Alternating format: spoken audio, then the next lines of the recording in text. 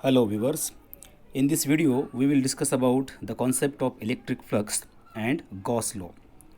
So let's start with the electric flux. Before starting this electric flux, first of all we will try to understand what is the meaning of flux. In general, when you are talking about flux, flux stands for flow of something, right? For example, suppose you are having a pipe and say in this pipe water is flowing, then we can say that the water flux is passing or flowing through this pipe.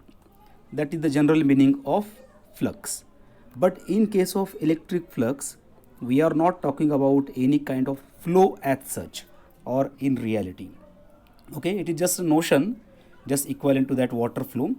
So first of all we will see here what is electric flux, how it is defined. So electric flux mathematically is defined as d phi e is equal to E dot ds. Now here E and ds both are vectors, right? What is that? Mathematically it is E dot ds, where E and ds both are the vectors. Now what is the meaning of this d phi or ds here? That we will again understand here. Suppose you are having some area like this, and say if this area is distributed, or say this area is considered as very small area element, say some ds like this. So basically this is ds, that is area element, right? And phi is defining here the electric flux, right? Now let's see here further. If you think about the SI unit of the flux, the SI unit for the flux is Newton per Coulomb meter square. How it is coming?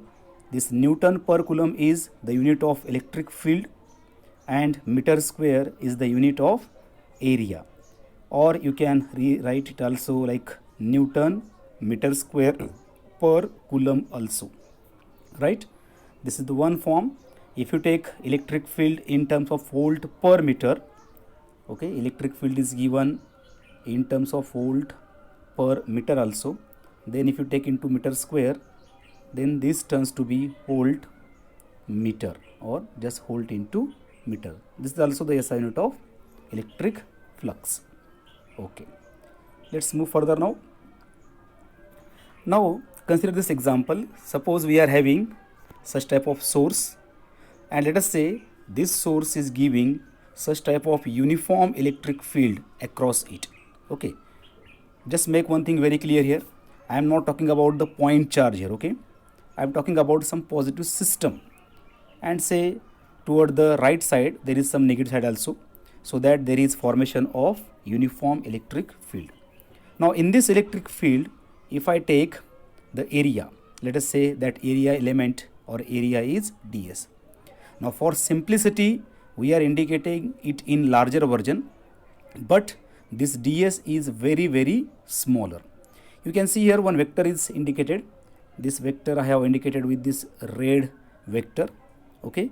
This is basically the area vector of that area. For the case of area, if I take such type of area, I can represent the area vector like this. Area vector is nothing but it is the perpendicular drawn to the surface of that area. And similarly this area vector can be drawn like this also. Now in this case we are taking area vector along the electric field in outward direction, right? Now see here, if the area vector is parallel to the electric field, you can see through this area maximum lines are passing, right?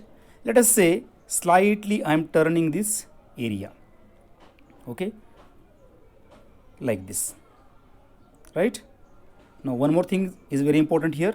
While considering this theory here, we are having some assumptions.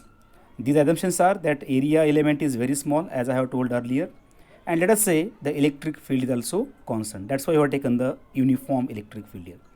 Now what you are observing, how much electric field is passing through the area vector here. You can see initially there were suppose 4 lines. Now when I am turning it slightly, let us say there are only 3 lines passing through this area. If I again slightly turn it, okay, like this, again if I turn it like this, so on each rotation the number of field lines passing through the area. Through the area, it means here parallel to the area vector that I am talking here. Now in this case, you can see the area vector and electric field lines, they are perpendicular to each other. It means there is no field line along this area vector. So we can say that there is zero flux of electricity coming out of this area. On the contrary, if we are having, suppose this area vector parallel to the area, this electric field like this, okay, then you can see that the maximum field is passing through this. If suppose at some arbitrary angle I have taken like this, let us say the area vector is like this and electric field is like this, then how much electric field is passing along this area? Let us say the angle is suppose theta here, then obviously if this is area ds, the field will be E cos of theta at any angle. Okay, if the angle between these two vectors, that is ds and E, is 90, then there is no component of electric field along this area. So we can say that zero electric field is along this area vector, right? So by using this concept, we can define the flux now. So flux can be written like this. This d phi E is equal to E dot ds. Why it is E dot ds? If you write E dot ds can be written as E ds cos of theta, right? On the contrary, if you think about what part of the area vector is along the electric field, let us say this is electric field and suppose this is ds or area vector, angle is suppose here theta, we can say that only some ds cos theta part of the area is lying along this electric field. So that's why we are defining this electric flux as E ds cos of theta. In short, you just try to understand here how much lines are passing or how much that electric field is available to pass through this area vector, that defines the electric flux. One more definition you will find in many textbooks, that the definition says that electric flux is nothing but the number of field lines passing through the cross section or through the area. But it is not a convenient way to define the electric flux. Why it is so? Let us see here. Suppose I have drawn the area here like this, some cross section area, and say at a given time I have drawn only 3 electric field lines passing through it. Suppose some other person is there and that person has drawn suppose 4 lines passing through it. Some other person, he has drawn suppose 5 lines passing through that. So simply number of lines will not define what is the flux passing through it, right? This number of lines can be drawn in multiple ways. So that's why this is not the convenient way. Rather we are discussing about this E and ds. One more thing, when we are considering about this flux, we are assuming that the electric field is remaining constant. So this is about the concept of electric flux. Now if we are not having suppose the constant or say symmetric charge formation or charge system, rather we are having some irregular area, in that case also we can define the electric flux for that. What is that? We can see it here. Let us see now. Suppose we are having such type of irregular area. Let us say some positive charge is enclosed in it, and at a particular say point we are trying to find out what is the flux through it. Then we can define like this. Let us say these are the electric field vectors and area vectors here, okay, like this, and we want to define the flux. Then the flux can be given by this phi is equal to summation E d ds. We have taken number of such type of area elements here, right, on this entire area. So if I add the flux of each area element, that is summation of all, then it gives the total flux coming out of this area due to the charged system or charge enclosed there, right? So this is the way here to find out the electric flux. Okay, so up to this is the concept of electric flux. In short, electric flux is nothing but it is the way to understand, it is a convention we can say rather, that how much electric field is passing through a particular cross-sectional area, and it is defined as phi is equal to summation E ds, or d phi is equal to E ds if you are talking about individual area. Let's go for the next topic now, that is Gauss law. First of all, we will define here what is Gauss law. Let us say the statement. The Gauss law says the electric flux at any point due to a closed surface is given by 1 upon epsilon 0 times net charge enclosed in closed surface area. This is also an alternate way to define the flux. So according to this statement, we are getting here flux is equal to Q upon epsilon 0, or 1 upon epsilon 0 into summation of Q. Here the meaning of Q is net charge. Suppose you are having such type of closed area and say some charge plus Q is enclosed in it, then the flux coming out due to this closed area, remember it is closed area, that closed area flux can be given by this one. This is called as the Gauss law. Let us take the proof for this now. Okay, so we will go for the proof of Gauss law, right? So for this case, let us consider that suppose we are having a charge say plus Q, and say this charge plus Q is enclosed in a closed surface area, something like this. Let us say the entire area is here capital S.